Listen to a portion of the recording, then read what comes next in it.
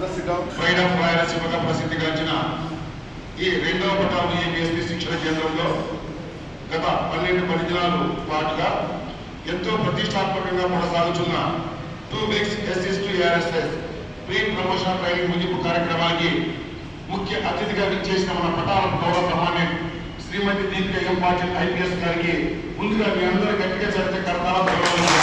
చేసుకుంటున్నాం. అదేవిధంగా